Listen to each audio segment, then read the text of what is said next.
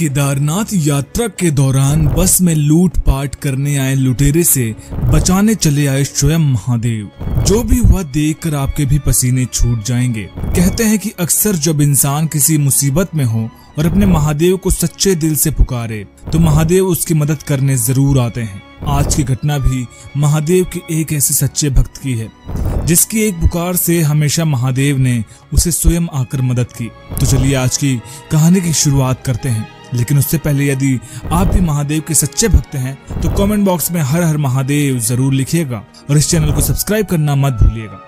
आज की कहानी है देवघर में रहने वाले मोहित की।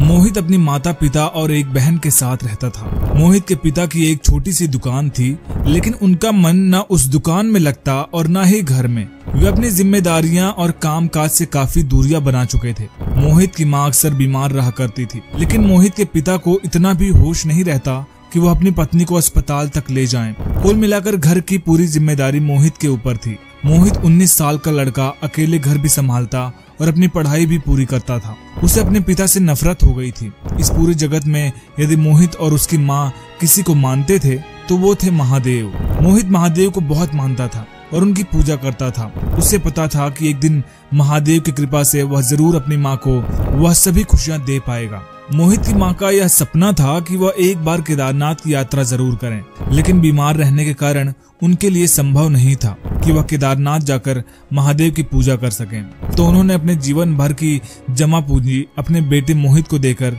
अपनी शिक्षा को साकार करने के लिए कहा। मोहित अपनी माँ को केवल एक ही बात समझाता कि अभी बहुत समय है, हम कुछ समय बाद केदारनाथ जाकर महादेव की पूजा कर लेंगे, और तब तक वह ठीक भी हो जाती। लेकिन मोहित की माँ मानने को तैयार नहीं थी।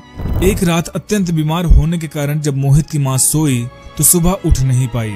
माँ की मृत्यु से सबसे बड़ा सदमा उसके बेटे मोहित को लगा और अपनी माँ की मृत्यु का जिम्मेदार वह अपने पिता को मानने लगा। महादेव से भी उसकी नाराजगी बढ़ती जा रही थी, लेकिन माँ की इच्छा ने मोहित को महादेव से जुदा होने नहीं दिया। माँ की आखिरी इच्छा को पूर्ण करने के लिए मोहित माँ की दी हुई जमा पूंजी लेकर केदारनाथ के लिए रवाना हुआ। माँ की अस्थियां और उनकी जमा पूंजी दोनों मोहित के पास थी। उसने सोचा कि माँ की आखिरी इच्छा पूर्ण कर उनकी अस्थियां गंगा नदी में विसर्जित कर देगा। मोहित केदारनाथ के लिए बस में बैठा। पूरे केदारनाथ के सफर में मोहित अपनी माँ को बहुत याद कर रहा था और उनको याद कर कर उसके आंखों से आंसू निकल रहे थे। केदारनाथ के पास जाकर बस अचानक रुक गई। केदारनाथ अभी 10-15 किलोमीटर दूर था। इसी बीच बस में कुछ लुटेरे बदमाश चढ़ गए। उनके पास बड़े बड़े हथियार और कुछ के पास तो बंदूकें भी थी। उन्हें देखकर बस के सभी भक्त काफी घबरा गए। मोहित भी उन बदमाशों को देखकर काफी घबरा गया और अपनी माँ की दी हुई चीजों को छुपाने लगा। वे गुंडे बदमाश बस में बैठे सभी यात्रियों के सामान लूटने लगे।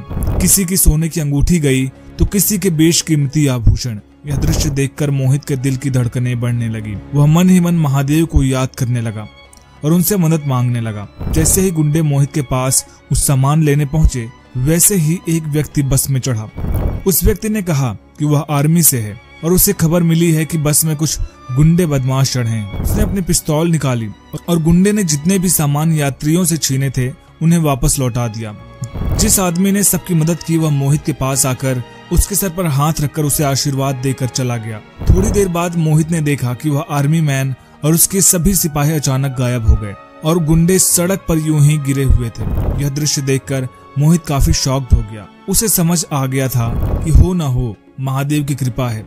उसने महादेव को पुकारा और महादेव उसकी मदद करने के लिए तुरंत आ गए। मोहित अपनी माँ की अस्थियों को और उनके जमा पूंजी को लेकर केदारनाथ पहुंचा। केदारनाथ में उसने महादेव की आराधना की और अपनी माँ की आत्मा की शांति के लिए महादेव से प्रार्थना की।